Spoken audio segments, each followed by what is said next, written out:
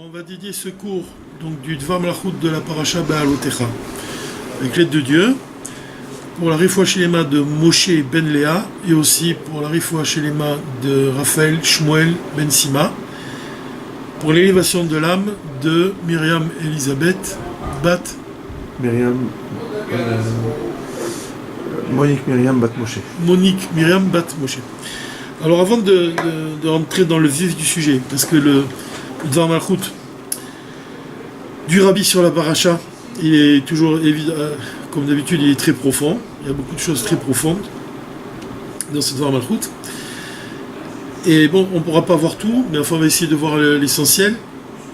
Et l'essentiel, en fait, il se résume en un enseignement qui est fondamental dans la Chassidut Rabbah, dans l'attitude du chassid lui-même. Comment un chassid doit se comporter quand il aide un autre juif? De quelle manière? La réponse, elle est donnée par la chassidoute à travers le commentaire de Rashi sur le premier verset de la Parasha Ba'alotecha. Puisque le premier verset, on dit comme ça, l'Éternel, il dit à Moshe, il demande à Moshe de parler à Aaron et de lui dire, quand tu allumeras les lumières de la Ménorah, alors, de quelle manière tu dois les allumer? Rashi, il explique, pourquoi il est dit le terme Ba'alotecha? Ba'alotecha, ça veut dire faire monter la lumière, faire monter la flamme. Pourquoi l'Éternel, il dit à Aaron, tu feras monter la flamme? Rashi, il vient t'expliquer, c'est qu'il faut tenir le feu près de la mèche, jusqu'à ce que la flamme monte d'elle-même. C'est-à-dire que tu t'approches avec le feu, tu allumes la mèche, et tu attends que la flamme elle prenne, elle s'accroche à la mèche, et puis elle tienne toute seule, comme ça, et à ce moment-là, tu peux retirer ta flamme à toi. À partir du moment où la flamme que tu allumes, elle est indépendante, elle devient indépendante, c'est-à-dire qu'elle n'a plus besoin de ton feu, mais elle éclaire de par elle-même. Alors, quel est l'enseignement profond? Tu as déjà entendu cet enseignement, non? Quel enseignement profond, c'est que, comme par exemple dans les Echot de la Tzedaka, Rambam il explique qu'il y a plusieurs niveaux de Tzedaka. Le plus haut niveau, c'est quand tu apprends un métier à quelqu'un. Quand tu apprends un métier à quelqu'un, tu lui donnes les moyens de subvenir à ses besoins tout seul. Donc c'est plus élevé que tout l'argent que tu peux lui donner. Pourquoi? Parce que tu lui donnes la possibilité d'être indépendant. De la même façon, quand tu enseignes à un autre juif, la Torah, tu dois lui enseigner de telle manière qu'ensuite il va pouvoir tenir debout tout seul. Il va pouvoir prendre un livre, étudier tout seul. Il va pouvoir être indépendant dans son étude. De la même manière, dans ses mitzvot, dans les commandements divins, un mashpia, ça veut dire quelqu'un qui influence un élève, il doit agir de cette manière-là, en ce sens-là. Il doit l'aider à être indépendant. Il doit l'aider à acquérir cette indépendance. Il doit lui donner les moyens de se débrouiller tout seul. Finalement, tu pourrais dire que cet enseignement, il se résume même dans la déclaration du Mashiach au Baal Shem Tov. Pourquoi? Parce que quand le Baal Shem Tov lui a demandé au Mashiach quand est-ce qu'il viendrait, le Mashiach lui a répondu: je viendrai quand tes sources se répondront à l'extérieur. Qu'est-ce que ça signifie que tes sources se répondent à l'extérieur? Ça signifie pas seulement que tu illumines un endroit, que tu illumines un juif. Ça signifie pas seulement que tu lui apportes un éclairage qui lui permet de supporter l'obscurité, de vivre dans l'obscurité, que tu lui donnes les moyens que tu illumines sa vie. Ça signifie pas seulement ça. Ça signifie aussi que lui-même il devient une source de lumière. C'est-à-dire, les sources qui se répondent à l'extérieur, ça veut dire que toi tu es une source parce que tu es capable d'illuminer ton entourage, et tu vas renforcer ton entourage de manière à ce que ton entourage aussi devienne une source capable d'illuminer à son tour. C'est pas seulement que j'apporte de la lumière, non, j'apporte une source tout entière. Que la personne devienne une source capable d'éclairer à son tour. Donc tu vois bien que quand elle devient une source, c'est-à-dire c'est comme une flamme qui monte par elle-même. Faire monter une flamme, faire monter un juif, de manière à ce que lui-même il devienne ensuite une flamme capable d'éclairer son entourage.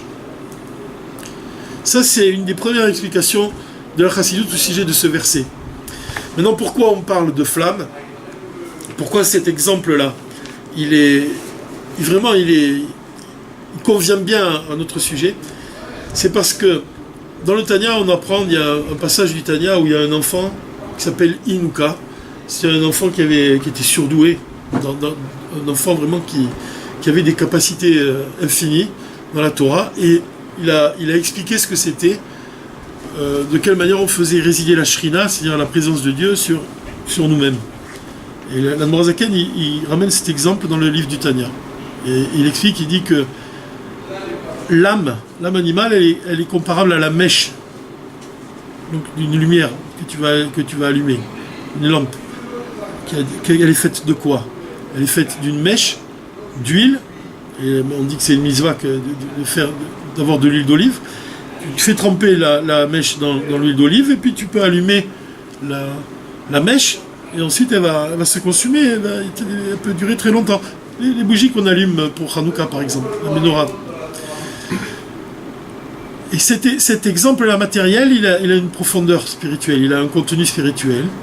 C'est que l'enfant, donc, Hanouka, il a expliqué que la mèche représente l'âme animale, et l'huile représente les mitzvot. Le fait d'accomplir une mitzvah, ça va provoquer que tu vas utiliser l'énergie vitale de ton corps, ça c'est l'âme animale. L'âme animale, elle représente le sang, elle s'habille dans le sang de l'homme, c'est-à-dire c'est la vitalité du corps, l'âme animale. Quand tu accomplis une mitzvah, tu vas utiliser cette énergie-là du corps à travers la volonté de Dieu. Et c'est de cette manière-là que la présence divine va résider au-dessus de toi. C'est-à-dire tu éveilles la lumière de l'âme divine. De quelle manière? En employant le corps, en utilisant la force vitale du corps dans les commandements divins. Donc tu vois que un juif, il a besoin, pour que l'âme divine puisse s'éclairer, pour que la Shrina puisse résider au-dessus de lui, il a besoin d'accomplir les commandements divins. Il a besoin des mitzvot. C'est que de cette manière-là qu'il peut attirer la Shrina.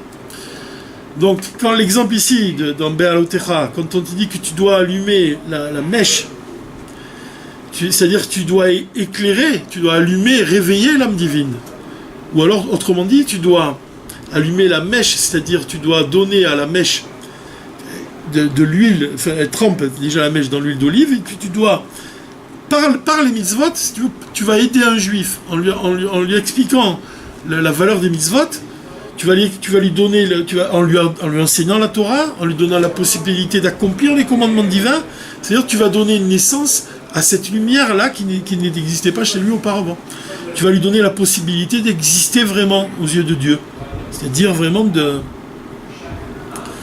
d'utiliser sa force et son énergie vitale uniquement dans l'accomplissement des commandements de Dieu.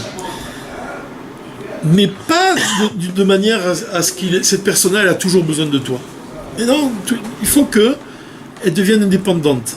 Tu dois lui apprendre à être indépendante dans son étude, il doit savoir vraiment étudier tout seul à un moment donné, même s'il a des questions. Il doit avoir une autonomie. Et dans l'application des commandements divins, c'est la même chose. Il doit savoir faire les mitzvot à tel point que ça devient une seconde nature chez lui.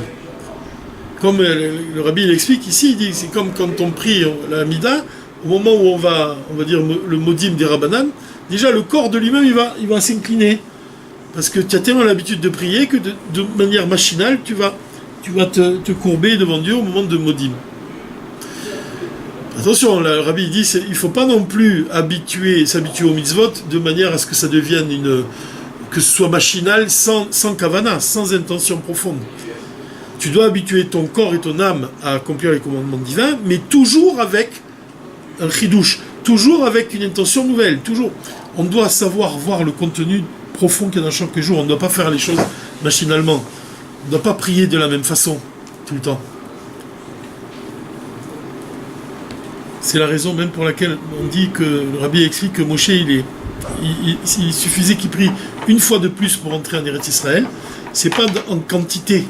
C'est dans la façon de prier. Il aurait dû changer quelque chose. C'est pour ça que on emploie ici dans la paracha, on dit quand tu feras monter les lumières de la menorah. Parce que le fait de monter, ça indique que tu changes totalement ta façon de faire. Si tu restes au même niveau, si tu peux rester au même niveau, simplement changer quelque chose dans ta façon de faire, mais tu restes toujours au même niveau. Là, ce qui est demandé ici, c'est de monter de niveau, de t'élever vraiment, d'aller de prodige en prodige. D'ailleurs, dans la sainteté, on doit s'élever tout le temps. On ne doit pas rester au même niveau. Il y a aussi cette idée-là qui est très forte ici, dans notre service divin. Pour provoquer la délivrance, pour provoquer la Géoula, on doit vraiment se poser des questions tout le temps. Comme on a dit la semaine dernière, on a dit que le rabbi, une fois, il s'est demandé, par rapport à la déclaration du Baal Shem Tov, comment on pouvait faire pour répandre les sources de la Chassidut à l'extérieur. Il s'était cassé la tête et il avait trouvé... Je ne sais pas si on peut dire cette expression en parlant du rabbi, se casser la tête, hein, c'est peut-être pas très joli. Mais en fait, il avait trouvé l'idée, le chidouche, de traduire le Tanya en braille pour les non-voyants. Tu vois, ça c'est vraiment aller de prodige en prodige. C'est vraiment changer sa façon de penser pour essayer de trouver quelque chose qui va trouver grâce aux yeux de l'Éternel. Répandre les sources de la chassidoute au point de toucher l'extérieur. Et l'extérieur, c'est quoi? C'est aussi les personnes, les malvoyantes. Donc il y a toute cette idée-là qui est donnée à travers l'enseignement de Rashi. Maintenant, le rabbi, il apporte un enseignement ici qui va fonder qui est au centre même de tout le Dvar Malchut. C'est que on divise la Torah en cinq livres. Le livre de Bereshit, on a aussi Shemot, Vaikra, Bamidbar et le livre de Devarim.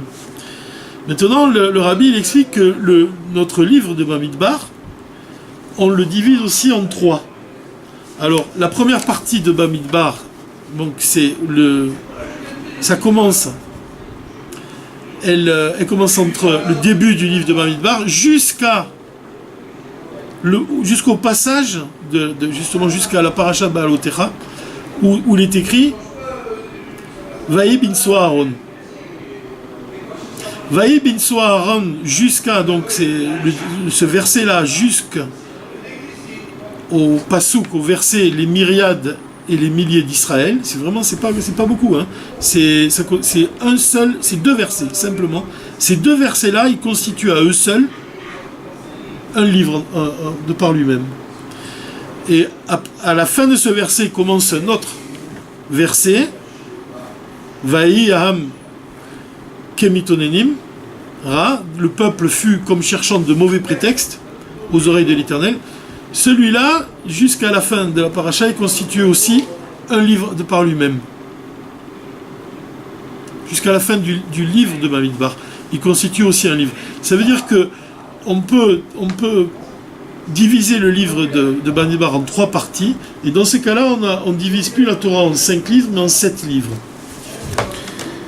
Et là, il y a un enseignement du Rabbi sur la différence qui existe entre le chiffre 5 et le chiffre 7. Alors, comment on le divise exactement? Je vais le reprendre pour qu'il n'y ait pas d'erreur.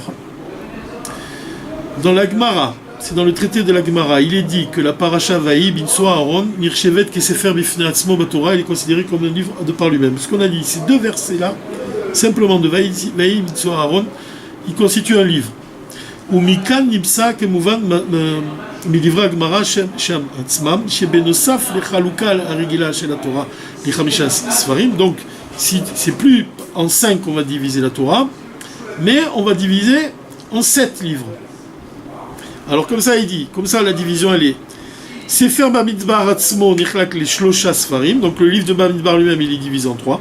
Ad Parasha Vaï bin Aaron, donc c'est ça ce qu'on a dit, le début de Bamidbar jusqu'à Vaï bin Aaron c'est un livre. Ensuite les deux versets de Vaï bin Aaron c'est un livre en lui-même.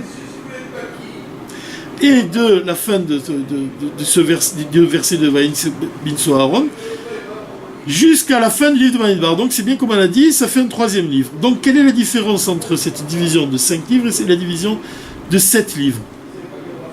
C'est la première question que pose le rabbi. Et la deuxième question que pose le Rabbi, c'est pour quelle raison Vaï Am Kemitonenim, le troisième livre de Bamidbar, donc, il commence par un sujet qui semble négatif. Comment c'est possible que la Torah elle va démarrer un de ses livres par quelque chose de négatif? C'est une question auquel on va essayer de répondre, mais la question ici qui nous préoccupe en premier, c'est de savoir quel est le lien qu'il y a entre le Baal Otecha, la paracha Baal Otecha, et les 7 livres de la Torah. Parce qu'en fait, Baal Otecha, c'est quand tu allumeras la Menorah. La Menorah, elle a 7 branches, comme les 7 livres de la Torah. Donc il y a un rapport ici, il y a quelque chose de profond, par rapport à tout ce qu'on a dit même. Dans notre service divin, l'importance d'allumer, de faire monter les flammes, c'est-à-dire de notre influence vis-à-vis de l'extérieur. En quoi ça nous touche ici de savoir qu'on divise la Torah en 5 ou on divise la Torah en 7? C'est ça le sujet ici du Dvar Malchut.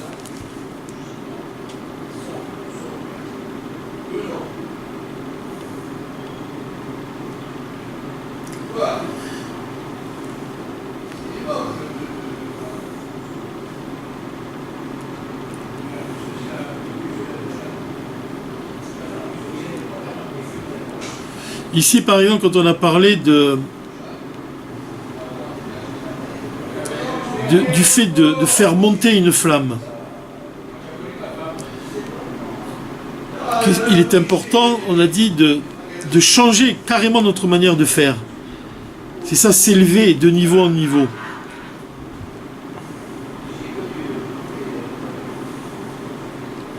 Dans les mots du Rabbi ici, pour voir. La flamme elle doit monter de par elle-même.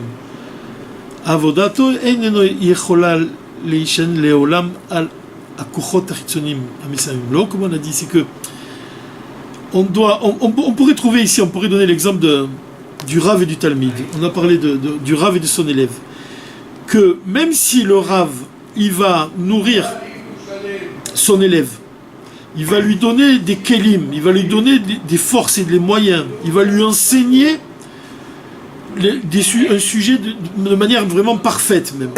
Mais le but, il est que Besofo shel davar it amek atalmid beatzmo, c'est que le talmid, l'élève, il va chercher en soi des forces profondes de manière à ce qu'il va comprendre les choses avec ses propres forces à lui. C'est-à-dire que le Rav, le Mashpia, celui qui va influencer son élève, qui est vraiment bon, qui est doué, c'est celui qui va réveiller les capacités de son élève de manière à ce que l'élève il va trouver ses propres forces ensuite pour comprendre. À la limite même, aller encore plus loin que son Rav. Le Rav il doit donner les moyens à son élève d'aller encore plus loin que lui-même, même s'il le faut.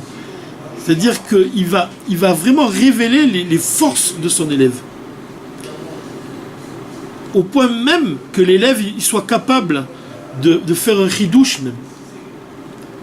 D'apporter une nouveauté, d'apporter un enseignement qu'il n'a pas reçu de son Rav. Ça aussi, ce principe-là, on le voit même dans le don de la Torah lui-même. Parce que le Rabbi ici, il compare le Rav à Kadosh Baruch Hu, on sait béni soit-il, et l'assemblée d'Israël à un élève, à son élève. Que Dieu il donne la Torah à l'assemblée d'Israël, mais c'est pas seulement que l'assemblée d'Israël maintenant elle a reçu la Torah de manière passive, c'est qu'ensuite elle devient capable, par l'intermédiaire de ses rabbanim, de ses dayanim, de trancher la loi. C'est-à-dire, comme on dit, la Torah n'est pas dans le ciel. Ça signifie que l'assemblée d'Israël va être capable de trancher dans un cas, de donner une solution à un problème de la Torah qui a lieu dans une société. C'est l'assemblée d'Israël qui va répondre. On ne va pas demander à Dieu, alors qu'est-ce qu'on fait dans ce cas-là? C'est l'assemblée d'Israël, c'est le Rav de l'assemblée d'Israël qui va trancher la loi. Donc ça, c'est comparable à la flamme qui monte d'elle-même. C'est-à-dire que Dieu, il donne la Torah à l'assemblée d'Israël, c'est comme il allume la flamme. Il reste près de la flamme jusqu'à ce qu'elle soit capable ensuite de trancher elle-même la loi. C'est compréhensible. Ça, c'est l'exemple qui est donné ici. L'autonomie de l'Assemblée d'Israël, cette autonomie-là, cette capacité-là à avancer dans la vie et à répondre à des solutions qui ne sont pas toutes exposées dans la Torah. Quand tu étudies la Torah, quand tu étudies le Shulchan Aruch, tu vois bien qu'il y a toutes les questions qui peuvent arriver dans la vie, des cas qui peuvent arriver, où tu as des questions, tu vois bien que tout n'est pas écrit dans le Shulchan Aruch. Le Rav, tu vas poser la question à un Rav, et le Rav, il va chercher, au moyen de ses propres forces, comment répondre à une telle question. Donc c'est ça, en fait, quand la flamme elle monte d'elle-même, c'est que on voit que un juif, une fois qu'il a reçu la Torah, il est même capable d'apporter un chidouche. Et même, le Rabbi dit même, il a l'obligation même de faire des chidouchim. Donc, quand il fait un chidouche, tu vois que c'est la flamme qui monte d'elle-même. Ça, c'est un point qui est important. Natan Torah, Kadosh Baruch Hu, c'est Natan et Torah kula le Israël. Ach Israël, tzrichim la mol bekochot atzmam. Le peuple juif, il doit s'investir et il doit développer ses propres forces ou les chadesh batorah et apporter des chidushim, apporter quelque chose de nouveau dans la Torah.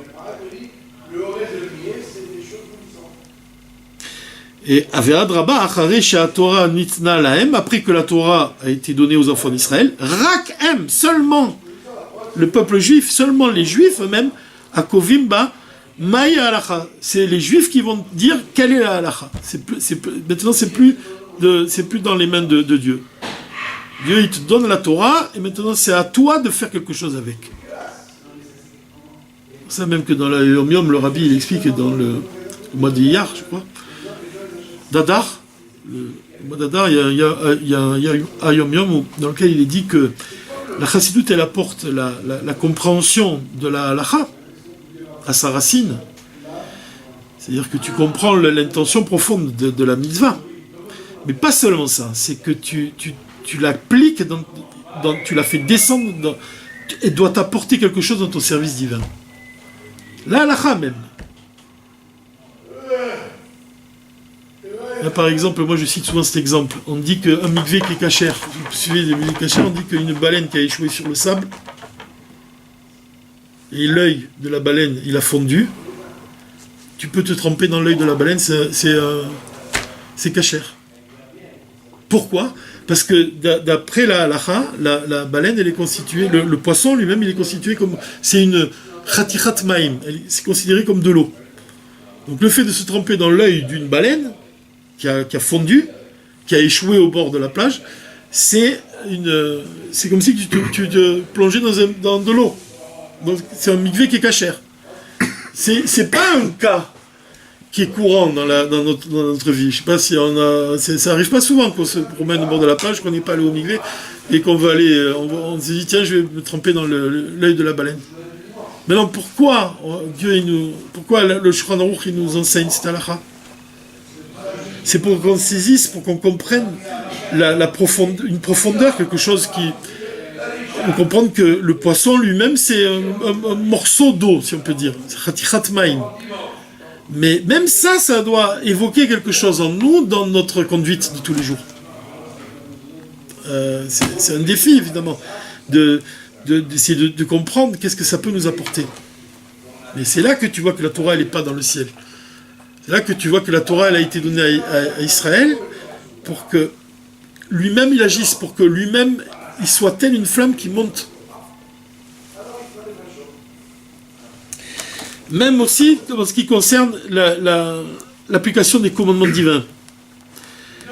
Là-dessus, le Rabbi, il dit, regardez, si on va le dire dans les mots du Rabbi, parce que là, il y a quelque chose de très intéressant qui est donné ici.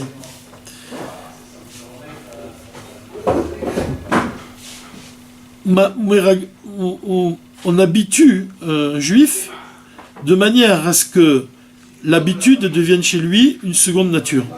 Ça, c'est quelque chose, c'est un enseignement qui dit dans le Tanya. À force de faire une chose, c'est pas dans ta nature, mais à force de l'appliquer et de la faire, ça devient ta nature, ta propre nature.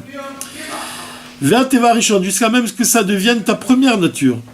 Sheikayem Torah mitzvot me'alea, de le fait tu dois faire les mitzvot de manière à ce que tu sois comme une flamme qui monte de par elle-même. C'est-à-dire que les mitzvot chez toi, ça devient ta seconde nature. C'est comme une flamme qui monte de par elle-même. Avalze kedavar nosaf al metziuto, mais le fait d'habituer quelqu'un à faire une chose qui n'est pas habitué à cette chose-là, ça te montre de toute façon que cette chose-là qui prend sur lui, c'est quelque chose que tu ajoutes à sa vie. C'est pas une partie de lui, c'est quelque chose qui s'habitue à cette chose-là. Kevan shehu gufu agashmi, parce que lui-même et son corps matériel, mitzad atzmam lo ayu shayach le'avodazo. Il n'était pas habitué à ce type de travail. V'araya shetzrichim la'argil oto basé, et le fait même que tu dois l'habituer à ce type-là nouveau de travail. Et là, chez Aliédé à Ergel na Seteva, mais il fait que tu l'habitues, alors ça devient chez lui une seconde nature. Donc tu vois, les mitzvot, ça peut être chez quelqu'un qui a jamais vraiment eu la chance d'accomplir des mitzvot, que tu l'habitues petit à petit à accomplir les commandements divins. Il n'a jamais donné la tzedaka et tu l'habitues petit à petit à donner la tzedaka. Alors, au début, ça va être dur, mais à force d'agir tous les jours, c'est pour ça que même la Nourazaken, il préconise qu'on donne la tzedaka tous les jours, une petite pièce par jour, tout le temps. Il vaut mieux que de donner une grande somme de temps en temps. C'est pour t'habituer à donner, comme ça que ça devienne quelque chose de ta seconde nature. Donc c'est une chose que tu ajoutes en toi. Dis, mais ça c'est le premier niveau. Le deuxième niveau, d'abord, par ce premier niveau-là, le fait de s'habituer, tu parviens à force de travail au second niveau. Le second niveau, c'est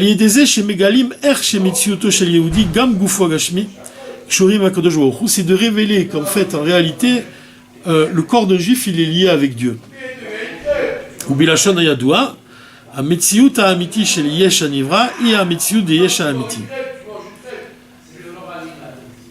C'est-à-dire que, en fait, contrairement aux apparences, tu vois que le corps d'un juif, même, l'âme juive, même de par le corps, de par son corps, tu pourrais penser qu'il ressemble au corps d'un goy, que c'est le même, il n'y a pas de différence entre les deux. Malgré tout, il y a du fait que Dieu il a créé le monde pour Israël, pour la Torah, que donc Israël, il est dans la marshava du Saint béni soit-il, il est dans la pensée de Dieu. L'âme juive, elle vient de la pensée de Dieu. Et en fait, le fait qu'il vienne, la pensée de Dieu, c'est quoi? C'est le Yesh Ha'amiti, l'existence véritable, c'est Dieu. Le Yesh Hanivra, c'est la créature, c'est nous-mêmes. En fait, on pourrait penser, quand on voit qu'un juif, de par son corps, qui ressemble à celui d'un goy, qu'il n'y a rien de divin en lui. Et le rabbi vient te dire non. Le Dieu, il nous a choisi, qui nous a choisi parmi tous les peuples. Il parle du corps. Il parle du corps d'un juif. Il ne parle pas de l'âme. Il parle du corps. Le corps juif, il a quelque chose de particulier. C'est ça en fait. Il vient un juif, même son corps, ça vient de la pensée de Dieu. Ça vient de l'essence divine, l'essence de Dieu. Azaï, Avodat Yehudi, le travail d'un juif dans la Torah, les mitzvot, Eina Kedavar Nusaf. C'est pas quelque chose qui a ajouté en lui. Miyad Bepa Marishona, immédiatement la première fois, Afilul la Avoda Dergel na Seteva, même si tu t'y as pas habitué, tu n'as pas accompli les choses comme on a dit, au point que l'habitude devient une seconde nature. Kevan Shemitziuto Atzmak Shura Im Yesh Ha'amiti. La réalité même du corps et de l'âme juive, c'est divin. Ça provient de l'essence divine. Et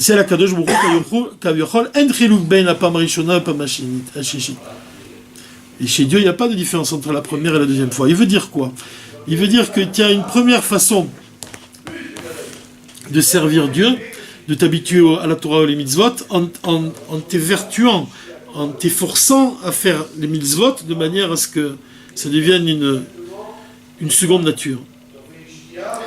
Mais le Seder HaAvoda, c'est dans l'ordre du travail, tu dois commencer comme ça. Au début, Betrilat HaAvoda, au début de ton travail, Kacher HaGouf, quand le corps, il cache encore la lumière de la Neshama, et la Torah et les mitzvot, alors il faut s'habituer, et il faut que ton travail, ça devient une seconde nature. C'est-à-dire que ça, c'est le niveau finalement, le premier niveau dont on parle ici, c'est le niveau du Benoni. Ça veut dire que le Benoni est sans cesse en train de travailler sur lui-même, de faire des efforts sur lui-même pour révéler l'âme divine qui est en lui. Donc il doit révéler l'âme divine en affaiblissant son âme animale. Pourquoi? L'âme animale, elle t'empêche de révéler, l'âme animale, il t'empêche de révéler le divin. Il t'empêche de révéler vraiment la qualité de l'âme divine, la lumière de Dieu. Il t'empêche, il te force à assouvir des plaisirs matériels. Donc, c'est un obstacle dans ton service divin, ton âme animale. Donc, quand on te dit que tu dois t'habituer de manière à ce que l'habitude devienne une seconde nature, c'est-à-dire que tu dois affaiblir ton âme animale pour révéler la lumière de ton âme divine. Mais le second niveau, c'est quand tu parviens à ce que même ton corps, il va briller. C'est-à-dire que c'est pas seulement, ça c'est le niveau du tzaddik, c'est pas seulement que t'habituer à ce que ton corps il ne soit plus un obstacle pour atteindre le but, ton but d'accomplir les mitzvot, d'accomplir les commandements divins. Non, le but c'est que la flamme elle monte de par elle-même. Ça veut dire quoi? C'est que le corps lui-même, non seulement c'est plus un obstacle, mais tu révèles le côté divin qu'il possède. Ça il t'apprend, c'est que tu as transformé l'obscurité en lumière. Ça c'est quand la flamme elle monte de par elle-même. C'est le niveau du tzaddik finalement. C'est ça ici qui veut dire. Et en fait, la flamme qui monte de par elle-même, tu vois ça dans le principe même de la mitzvah. Avant le don de la Torah, la mitzvah, elle n'avait pas le pouvoir du koach de l'essence divine.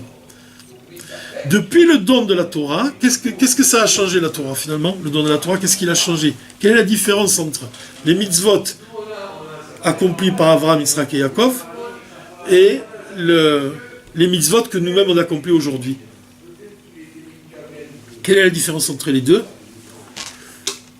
La différence, c'est que Dieu il a donné la possibilité aux Juifs de faire descendre la Kedusha dans ce monde matériel. C'est-à-dire qu'il t'a donné la possibilité d'allumer, si on peut dire, ce monde matériel de manière à ce que la flamme monte par elle-même. C'est quoi que la flamme monte par elle-même? C'est que la Kedusha, tu l'as fait pénétrer dans ce monde matériel. Avant, au moment d'Abraham, Yitzhak et Yaakov, il n'y avait pas de Kedusha dans le monde matériel. C'est que la force de Dieu, qui est la force divine, la force de l'essence divine, qui est capable d'unir la matière de ce monde à la Kedusha. Le don de la Torah, il correspond à l'union de la Kedusha avec la matière. Une fois que tu as fait descendre la Kedusha dans ce monde, la flamme monte de par elle-même. La mezouza que tu as écrite, elle est devenue cachère. Maintenant, tu n'as plus besoin d'être à côté de la mezouza, elle a de la Kedusha. Tu comprends l'idée? C'est-à-dire que à partir du moment où tu fais descendre la Kedusha dans la matière de ta mezouza, elle n'a plus besoin de toi. C'est une mezouza qui est cachère, elle est emplie de Kedusha. Elle a sa propre, elle est autonome maintenant, elle possède la Kedusha. Tu lui as donné de la Kedusha à ta mezouza. Elle est comparable à une flamme que tu as allumée, tu te retires et elle brille toute seule. La mezouza, une fois que tu l'as écrite, grâce au don de la Torah, qu'il n'y a plus tu unis la matière avec le divin, tu écris ta mezouza, tu te retires et ta flamme elle monte elle-même. Ta mezouza elle est cachère. Elle est pas seulement qu'elle est cachère, c'est qu'elle a de la kedusha. Et là-dessus il y a quelque chose que le rabbi il dit qui est assez exceptionnel. Il dit que quand Dieu il crée la matière de ce monde, on dit que c'est la parole de Dieu qui crée la matière. On est d'accord, on le dit, la parole de Dieu, elle subsiste toujours dans le ciel. Sa parole est créée. Dans la pierre, tu as une âme vivante. C'est la parole de Dieu qui maintient en vie, qui maintient en vie la pierre. Comme on dit tout le temps, dans le Tanya, c'est écrit, s'il nous était permis de voir la parole de Dieu qui vivifie, qui est à l'intérieur de la matière, qui la fait vivre, on ne verrait plus la matière de l'objet, on verrait que la parole de Dieu. Pourquoi? Parce que la matière, elle est soumise à la parole de Dieu. Le monde, il est soumis à sa parole. Le monde, il n'existe que par la parole de Dieu. On est d'accord là-dessus. Donc, on explique dans la Chassidoute que le monde, il a toujours besoin que Dieu parle, que Dieu le crée à chaque instant. On est d'accord là-dessus. Si Dieu, il s'arrête de parler, le monde, il n'existe plus. Donc, sans cesse, de manière constante, Dieu, il parle et il crée le monde. On est d'accord. Il crée le monde à chaque instant. Mais le Rabbi, il vient nous dire ici que la Kedusha, c'est pas pareil. À partir du moment où un sofer, il va écrire une mezouza, la mezouza, elle va être emplie de Kedusha, elle va devenir un objet de sainteté. Mais cette fois-ci, cette sainteté-là, elle est rentrée dans la mezouza et elle existe et elle ne bouge plus de là. Ça veut dire que la mezouza, elle existe, le klaf, le parchemin de la mezouza, il existe grâce à la parole de Dieu. Mais une fois que la kedusha, elle est dans la mezouza, il n'y a pas besoin de la recréer à nouveau. Vous comprenez l'idée? Dans les mots du Rabbi ici, il le dit, c'est une note, c'est la note 56. Non, c'est la note 69. Il dit comme ça, Aval benogea leitavut, pour ce qui touche la création, c'est différent de ce qui touche Amshachat Kedusha Ben Ivrahim, le fait d'attirer la Kedusha dans les êtres de la création. Yesh lomar she'eleachare she'nimshach pa'am achad, après que on a attiré la Kedusha une seule fois, pa'am achat, betocham, à l'intérieur de ces objets de Kedusha, aliyede kiyum mitzvah bedavar gashmi, le fait d'accomplir une mitzvah avec un objet matériel. Area Kedusha ole me'elea. La Kedusha, elle monte de par elle-même. C'est-à-dire que tu n'as plus besoin plus besoin que Dieu y soit derrière maintenant pour créer à nouveau, comme il le fait quand il crée à nouveau un objet et qu'il parle sans arrêt pour le vivifier, pour le maintenir en vie. En fait, c'est compréhensible. C'est parce que la Kedusha, c'est au-delà de la création.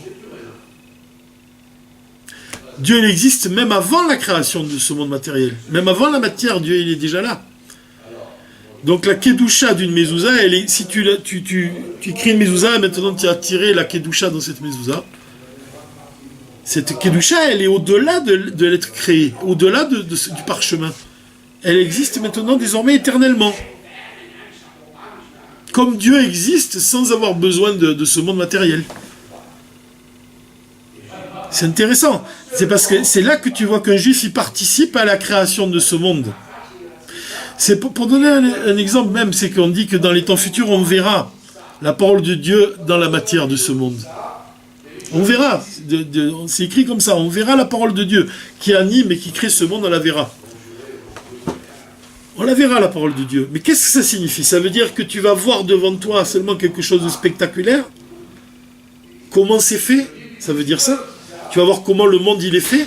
C'est pas seulement ça qu'on va voir. C'est qu'on va voir l'intention, quand on dit qu'on va voir la parole de Dieu qui crée le monde, c'est pas seulement qu'on va voir les mots de Dieu, c'est qu'on va voir le sens de ces mots, on va le voir. On va voir la volonté de Dieu, on va la voir de nos yeux. C'est pas seulement un miracle physique auquel on va assister, c'est aussi un miracle spirituel. Et là-dessus, c'est ça que je voulais amener tout à l'heure, que je vous ai parlé de la Noam Saïd, parce que le Rabbi, il rapporte cet enseignement du livre de l'Admor Saïd, de Biuré à Zohar, sur les explications du Zohar de l'Admor Saïd. Et il dit comme ça, quelle est la différence entre le dévoilement qu'il y a eu au moment de la mer Rouge et le dévoilement qu'il y aura au moment du Mashiach? לעתיד לבוא זה יהיה יתרון מעלת משיח שיעיר בו בחינת היש האמיתי בפנימית על ידי כמו שכתוב והעריכו ביראת השם. C'est-à-dire que le Mashiach il va enseigner la Torah, même on dit il va enseigner la partie profonde de la Torah à Moshe Rabbeinu de telle manière que שגם יוכל לעמוד בנפשו והשגתו ולא יתבטל. Ça veut dire, il explique ici que même Moshe Rabbeinu, les dévoilements qu'il a eu au moment du don de la Torah, Il dit que tous les prophètes, quand ils ont un dévoilement, tous les prophètes, quand ils ont un dévoilement, ils s'évanouissent. Ou alors, dans leur sommeil, ils vont avoir une révélation. C'est-à-dire que leur corps, il ne supporte pas. Mais Moshe Rabbeinu, non, lui, il était capable de tenir debout face au dévoilement divin. Mais ici, l'Admor Msei, il dit que peut-être que son corps, il tenait debout, mais son âme, non. C'est toute la différence. Son âme, elle ne tenait pas debout devant ces dévoilements. Ça veut dire qu'elle était Batel Bemetsiout. Alors que, au moment du Mashiach, c'est différent. Non seulement le corps, il tient debout, mais aussi son âme. Mais aussi son âme. Qu'est-ce que ça peut vouloir dire? Ça veut dire, ce qu'on a dit, c'est que c'est pas seulement que tu peux recevoir un dévoilement divin en restant vivant, même ton âme, quand Dieu a donné la Torah, il a parlé, l'âme de tous les Juifs, elle a quitté le corps. Elle a quitté le corps. Elle n'était pas capable de supporter un tel dévoilement, elle était attirée par sa source. Comme une fusion avec le divin, comme un acte d'amour. L'âme, elle était attirée, Dieu il se révélait à elle. Le père qui se révèle à son fils, c'est comme une étreinte entre les deux. Il le prend dans ses bras, il l'embrasse. Sauf Moshe qui était capable d'entendre la parole de Dieu. Mais ici, l'Admor Msei, il dit qu'il était peut-être capable, de par son corps, mais pas de par son âme. C'est-à-dire que le dévoilement de Dieu, il ne l'a pas touché de manière profonde, vraiment. Quand est-ce que c'est un dévoilement profond de Dieu, un dévoilement divin? C'est quand même l'âme, elle va pas s'annuler. Ici, il dit, l'âme ne s'annule pas, Bemetsiout. On peut peut-être expliquer, on peut peut-être expliquer que ça signifie que même face au dévoilement de Dieu qui aura au moment du Mashiach, un juif, il sera non seulement capable de recevoir ce dévoilement avec son corps, mais avec aussi son âme, au point même de faire un chidouche. C'est-à-dire qu'elle existe, son âme, c'est qu'il va recevoir les dévoilements de Dieu en étant vivant, en restant vivant, c'est-à-dire de par son corps et de par son âme.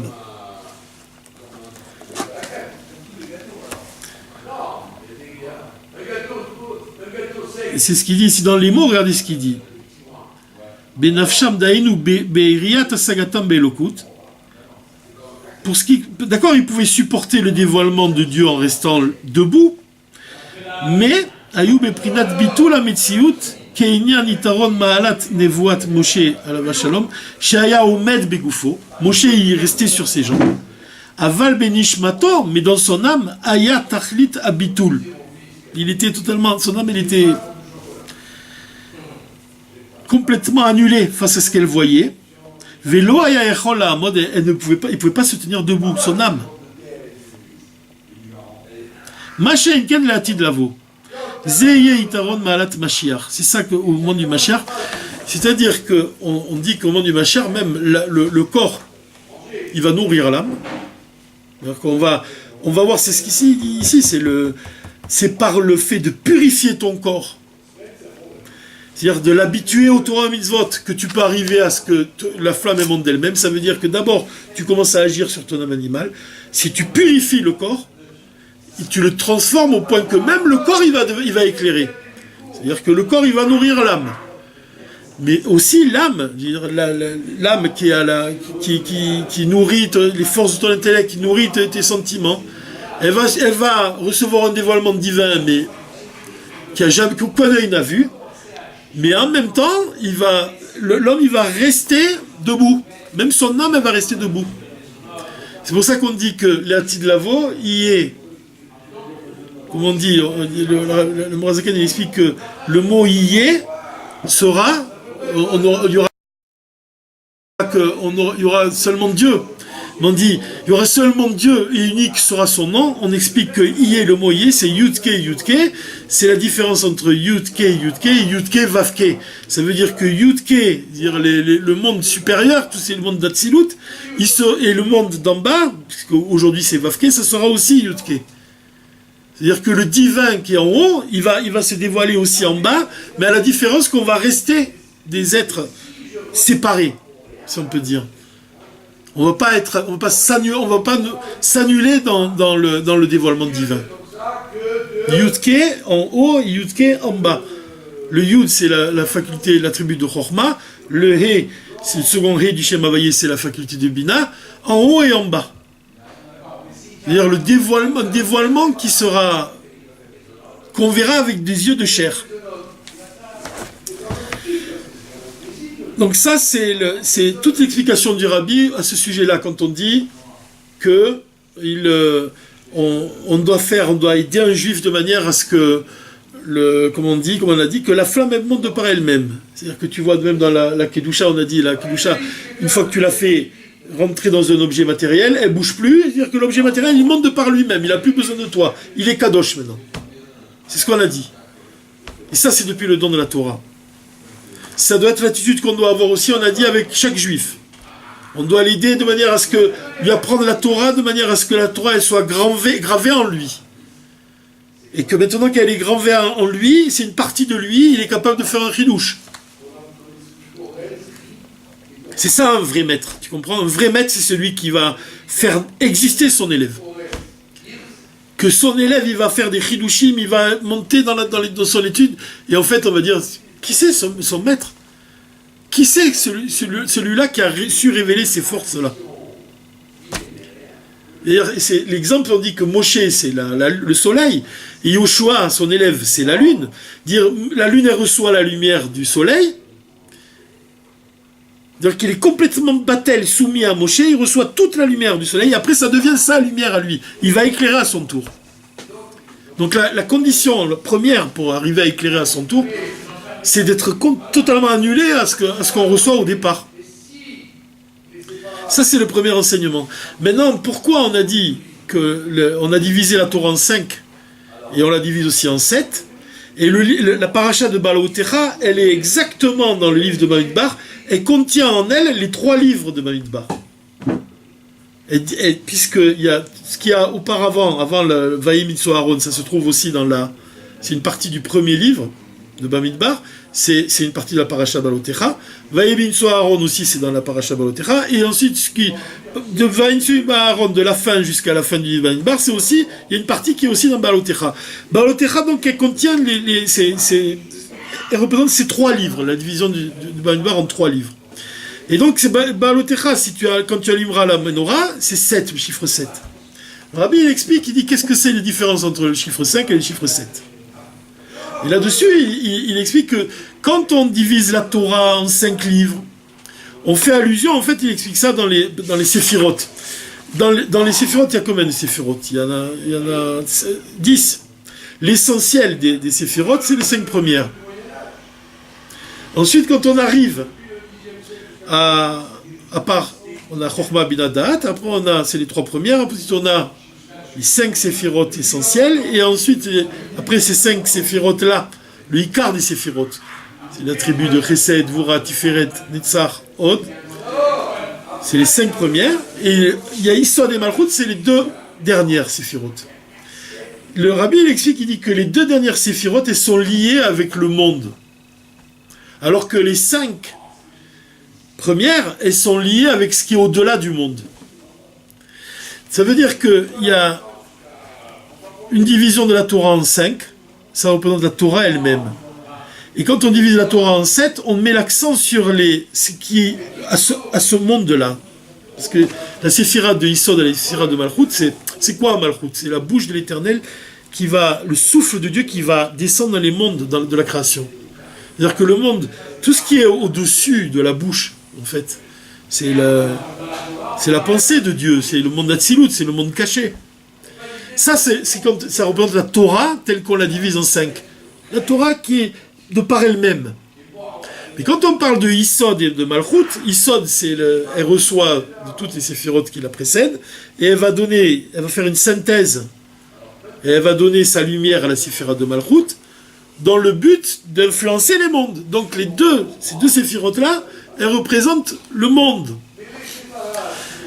Et c'est la raison pour laquelle, regardez comme c'est beau ce qu'il dit le Rabbi, il dit c'est la raison pour laquelle Aaron, c'était lui qui devait allumer la menorah, parce que Aaron, on dit qu'il aimait chaque créatures, on dit.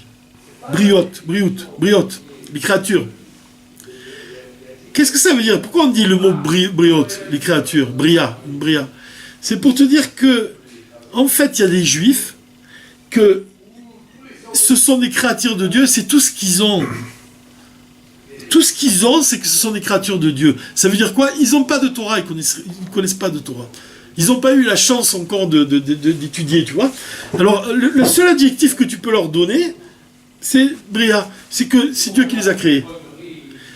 Et précisément ceux-là, Aaron à Cohen, il allait les élever. C'est lui qui devait allumer la menorah, qui les élevait dans leur service divin, qui leur donnait la possibilité, comme on a dit, d'être autonomes. Ça veut dire quoi? Ça veut dire que Aaron, il se préoccupait de ce qui est... C'est ça, quand on dit qu'Issod et Malchut, c'est lié avec ce monde, alors que les séphiroth qui précèdent Issod et Malchut, c'est au-delà de ce monde.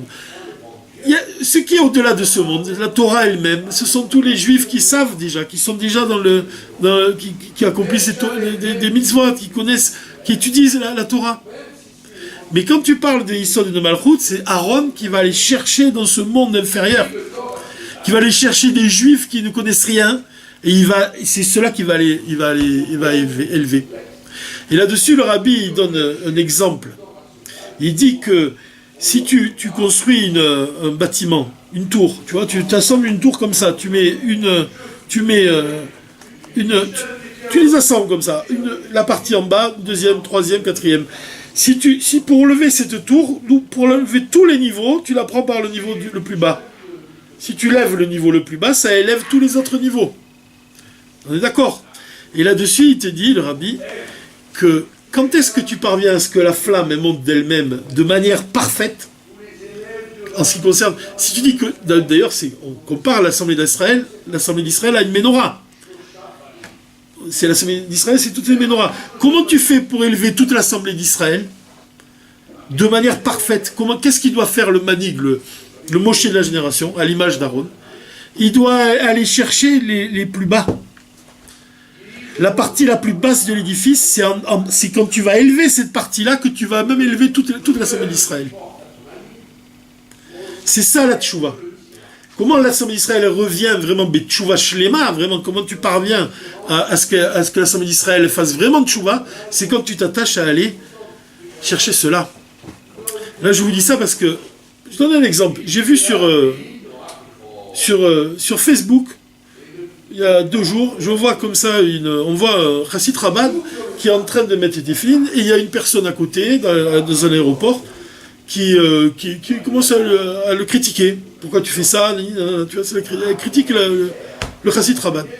Là-dessus, il y a des gens qui envoient des commentaires de cette histoire-là, mais ils l'insultent, mais tous, hein, tu vois, des insultes.